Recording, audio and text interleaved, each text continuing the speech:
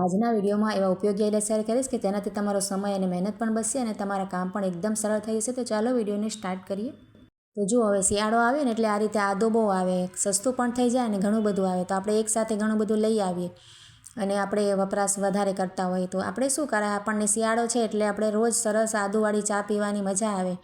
અને તેના માટે છે ને આપણે શું કરવાનું, 1-2 કટકા આદુ આ રીતે લઈ લેવાનું અને તેને સરસ પહેલાં ધોઈ નખાય અને ત્યાર પછી છે ને આ રીતે ગ્રેટર વડે છૂંદો કરી લેવાય। જો આ રીતે મેં 1 કટકાનો જ કર્યો છે, તમે વધારે કરવું હોય થોડુંક તો વધારે પણ કરી શકો।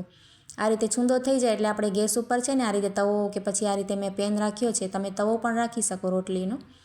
અને આ રીતે આપણે ધીમા ગેસ ઉપર છે ને આને 1-2 મિનિટ શેકી લેવાનું આદુને। આપણે ધીમા ગેસ પર કરીએ ને તો તરત જ તેનું પાણી છે ને સુકાવા માંડશે। જો આ રીતે શોષાઈ જશે પાણી બધું જ અને આદું સૂકું થવા માંડે। તો બસ 2 મિનિટ આ રીતે કરી અને ત્યાર પછી આપણે છે ને તેની ગેસની ફ્લેમને ઓફ કરી દેવાની। તો સરસ આદું આ રીતે છૂટું પડી જશે। જો આ રીતે ત્યાર પછી તેને નીચે ઉતારીને આપણે પંખા નીચે સરસ ઠંડુ કરી લેવાય।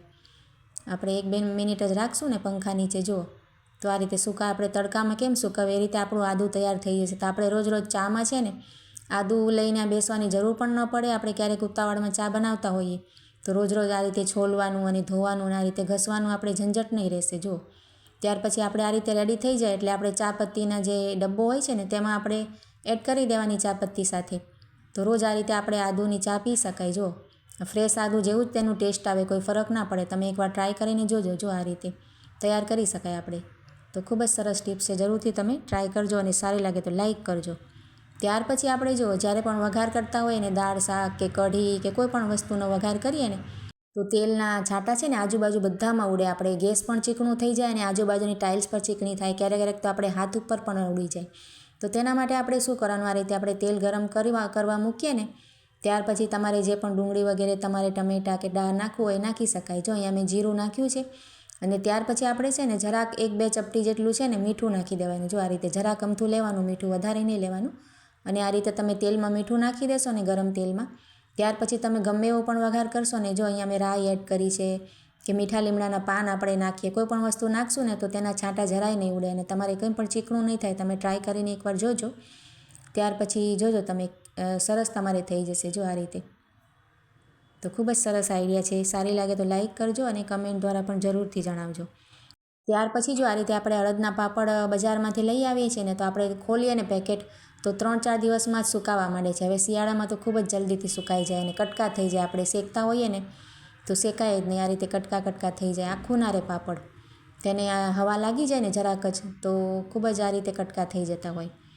તો તેના માટે શું કરાય, આપણે જે ચવાણું લઈએ ને બજારમાંથી ખાવા માટે, આ રીતે જો ચવાણાના પેકેટ ખાલી થાય ને તો તે સરસ આ રીતે ઉપરથી લોકવાળા હોય છે। જો આ રીતે તેમાં પટ્ટી હોય છે ને તો સરસ આપણે વસ્તુ સરસ રહે, કોઈ પણ વસ્તુ આપણે સુકાય નહીં।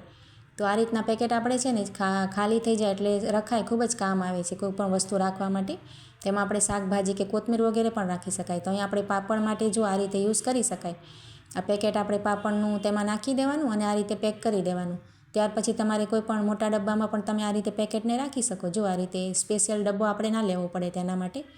તો ખૂબ જ સરસ આઈડિયા છે, તમે એકવાર જરૂરથી ટ્રાય કરજો આ રીતે રાખીને। જો ત્યાર પછી જો આ રીતે છે આપણે કપડાં ધોવાના સાબુ હોય કે આ રીતે કોઈ પણ સાબુ હોય ને તો સાબુદાનીમાં રાખીએ ને તો ખૂબ જ ઓગળતા હોય છે ને તો આ રીતે સાબુદાની પણ ખરાબ થાય, તેને પણ આપણે ખૂબ ઘસવી પડે અને સાબુ પણ આપણો ઓગળે। તો તેના માટે આપણે શું કરે, આ રીતે સાબુદાની પર તમે આ રીતે રબર લગાવી દેશો ને 1 કે 2 તો સરસ તમારે સાબુ ઉપર રહેશે અને ઓગળશે પણ નહીં અને તેનું પાણી પણ નીતરી જાય। જો આ રીતે સાબુદાની તમારી એવી ને એવી સરસ જ રહેશે, નવા જેવી। જુઓ તેમાં દાગ નહીં થઈ જાય, આપણે દાગ થઈ જાય તો નીકળે પણ નહીં।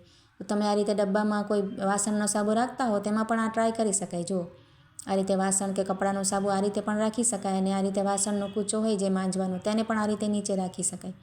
તો આ રીતે ટ્રાય કરીને જોજો એક વખત, ખૂબ જ સરસ આઈડિયા છે, ખૂબ જ સરસ ટીપ છે।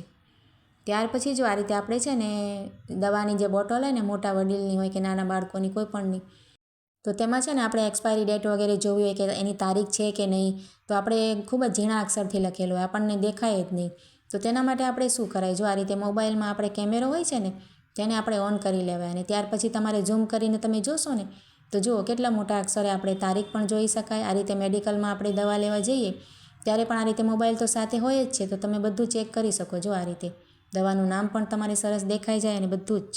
આપણે ઘરેથી ચશ્મા વગેરે લેવાનું ભૂલી જઈએ ને તો આ રીતે મોબાઈલથી ટ્રાય કરી શકાય. તો આજના આઈડિયા સારા લાગ્યા તો લાઇક કમેન્ટ જરૂર કરજો.